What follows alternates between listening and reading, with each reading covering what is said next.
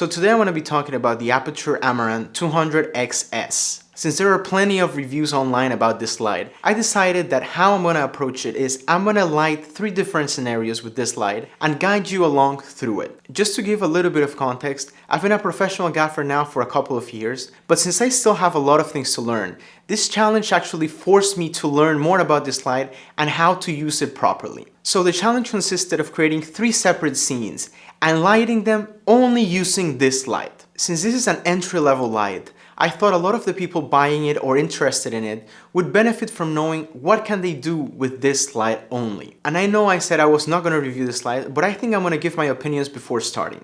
I actually got this light because my previous light, a Godox VL150, broke on me in the middle of filming a YouTube video. I had actually already done my research on lights and I had decided on the 200XS for a long time. And I've honestly been pleasantly surprised.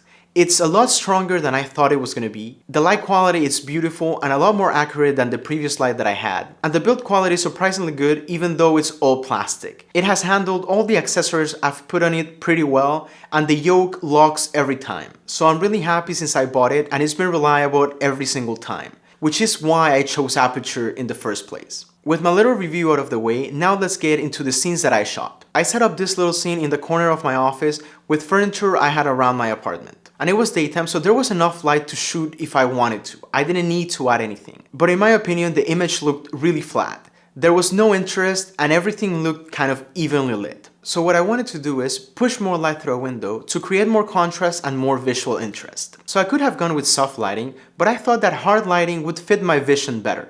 This is the shot that I got. I played a lot with the light to get to this final version. Since you can adjust the color temperature in this light, I made it slightly warmer so it looks a little bit more like a sunset. I put it on the balcony right outside of my window and I set it to 5000 Kelvin. It was at 100% and I did it without a reflector. The reason I didn't use a reflector is because when you use one, the shadows get a little bit blurry. But when you don't use one, the shadows are really sharp, and this sharpness helped to mimic the sun a lot better. I tried softening the light with a frost diffusion paper that I put on my window, but as I said, I felt it was too soft. I also tried different angles of the light, and at first the shadows were pointing too much towards the wall and I felt that was distracting, so I moved little by little the light until I got to the position I wanted to.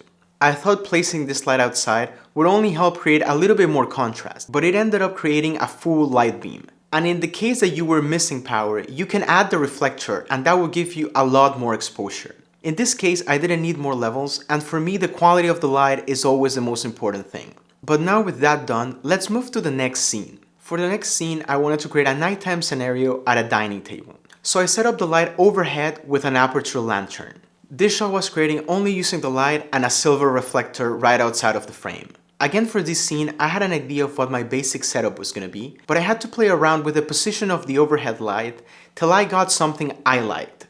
The main problem I encounter with lanterns is that sometimes the light spills everywhere. So that's why I put a skirt around it to control the spill and direct it down into the table. Another advice from this that mostly peeps want is to light not from camera side, but from the other side. That's why if the camera was here pointing at me in the scene, I didn't want the light on the camera side, I want it on the other side.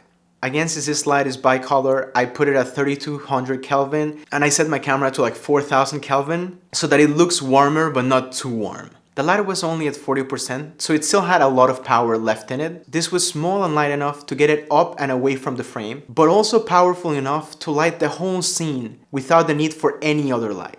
And for the third scene, I had the most challenging setup. I wanted to do a nice little scene of me putting the dishes away in the kitchen. Usually this kitchen has really nice light coming through the window. But in order to make it different from the first scene I shot, where I only pushed light through the window to make it more contrasty, I decided to set a bigger challenge for me. And I shot this scene at night. So in order to get this looking like day, I had to play with the light a lot. In a more professional set with more budget, I would be using either a 1200D or a 600X outside. But because the challenge was exactly that, using only the 200X to light the scene, I had to find a way to make this work. So I shot the light with the reflector at 100% at 5600 Kelvin. Both windows in the kitchen have white curtains, so I pass the light through one of these white curtains, which is actually a really cheap IKEA curtain, and I recommend you buying it and having it on your kit, either to diffuse light or to put it in front of a window to hide what's outside. I tried a lot of different light positions and light angles,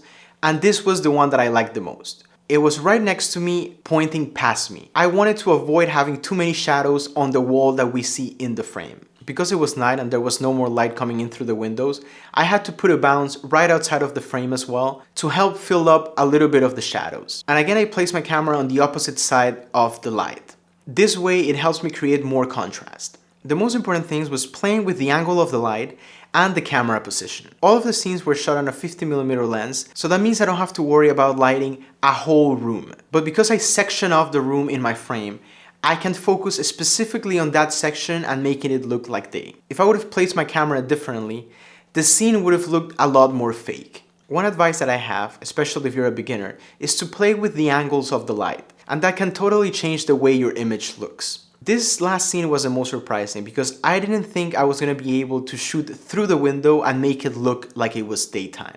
Again, this light is a lot more versatile than I thought, and if this is the only light in your package, you could manage to do a lot of different scenes. Now I want to show you one extra scene that's not part of the challenge necessarily because I ended up using other lights to light it, but having one more example is always good and it helps to show the versatility of the light. This is another scene where I wanted to fake day even though it was dark outside.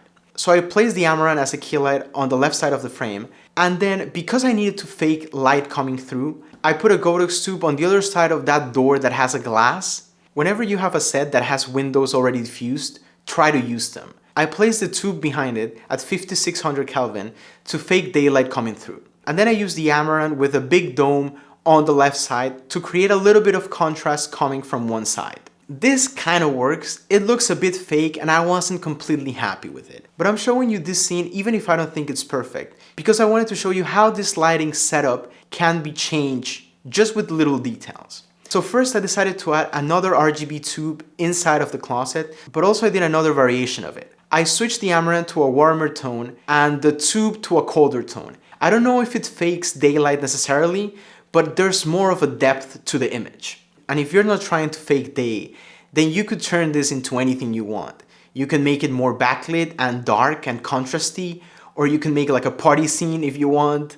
I feel like with these three lights in that position, you have a lot of flexibility to change the mood depending on what your story needs. So yeah, I hope that this example showed you the potential that this light has. And if you take one thing away from this video, is to always take time to do little adjustments to your lighting. It can be the position, the angle, the intensity, sometimes just 5% more or less can completely change how your image looks. Or even the accessories you use or don't use. The Amaran 200X is a great starting point if you're just getting into lighting. And if you're building a lighting kit, this is a light that could be used either as a key, as a fill, or as a backlight. It would always be useful in your arsenal. So yeah, thank you for watching me go through this challenge. I hope you learned as much as I did in the process of it. And if you have any more lighting questions or other examples you would like to see, leave them in the comments down below. Again, thanks for watching and see you next time.